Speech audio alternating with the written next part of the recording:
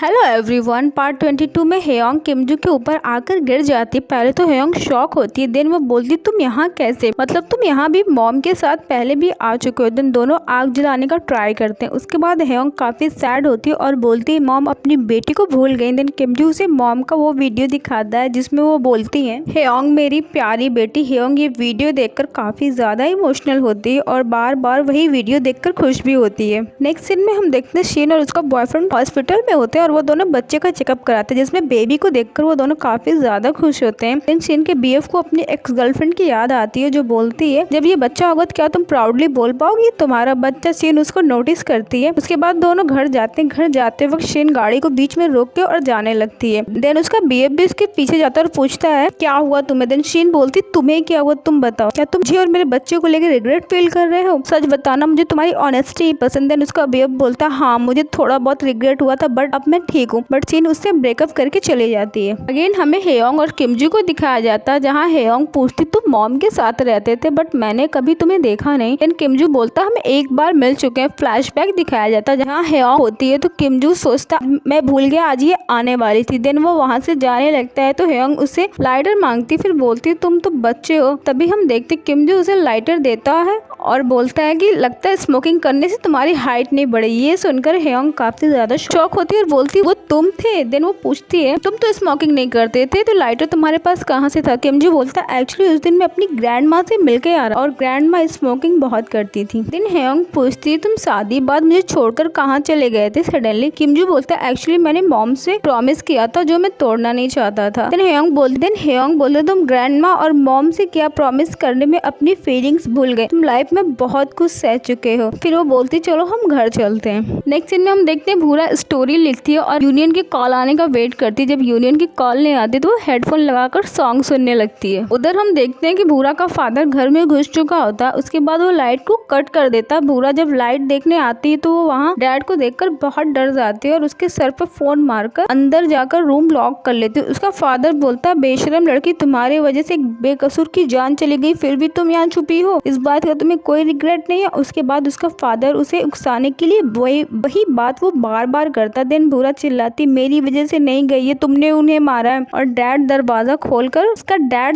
खोलकर अंदर चला जाता है। फिर उससे बोलता है तुम्हारी माँ मुझे छोड़कर दूसरे आदमी के साथ भाग गई और तुम मुझे यहाँ छोड़कर भाग आई, बोलो तुम्हारी माँ कहाँ पर। भूरा बोलती मुझे नहीं पता। फिर वो उसको बुरी तरह मारता है, उसे धमकी देता अगर तुमने मुझे अपनी माँ के बारे में नहीं बताया तो मैं हेयोंग को भी मार दूंगा। इससे भूरा को काफी गुस्सा आता है और उसे गाली गलौज करती है, उसे मारने का भी ट्राई करती है। उसी तरफ हम देखते हैं हेयोंग भूरा को कॉल करती है बट भूरा रिसीव नहीं करती तो हेयोंग बहुत अपसेट हो जाती है। मुझे बोलता कोई बात है जो तुम मुझसे छुपा रही हो। दिन हेयोंग बता मेरे डैड का मर्डर भूरा के डैड ने किया था, अब वो जेल से रिहा हो गया और भूरा को ढूंढ रहा है। देन किमजू यूनियन को कॉल करता है और उसे जल्द से जल्द हेयोंग के घर जाने को बोलता है। नेक्स्ट सीन में हम देखते हैं भूरा का बाप भूरा को मारने वाला होता है, तभी यूनियन आकर उसे मारता है। फिर वो भूरा से पूछता है मिस योन आप ठीक तो है, बट वो बेहोश हो जाती है। तो अगेन भूरा का बाप उठकर उसे मारने लगता है और बोलता अच्छे तो उसका बॉयफ्रेंड है, बट सॉरी दामाद जी आज आपको भी मरना होगा, और उसे मारने जाता बट यूनियन पास रखे हथियार से उसको मार देता है। फिर भूरा को होश आता है तो उसको याद आता है यहाँ यूनियन भी था और उसे देखने के लिए आती है। फिर दोनों एक दूसरे को हक कर लेते हैं और यूनियन उससे बोलता है सब ठीक हो गया, अब तुम्हें डरने की जरूरत नहीं है। नेक्स्ट में हम देखते हैं वहाँ पर पुलिस भी आ चुकी होती है। भूरा यूनियन की चोट को देखती है। देन यूनियन उसका हाथ पकड़ के बोलता तुम टेंशन मत लो मैं बिल्कुल ठीक हूँ। तभी वहाँ हेयोंग किमजू भी आता और हेयोंग दौड़कर भूरा को हक कर लेती है। भूरा के डैड को बाहर पुलिस लेकर आती है। वो खुद को बचने के लिए मैं अपनी बेटी से मिलने आया था, मैं भूरा का बाबू हेयोंग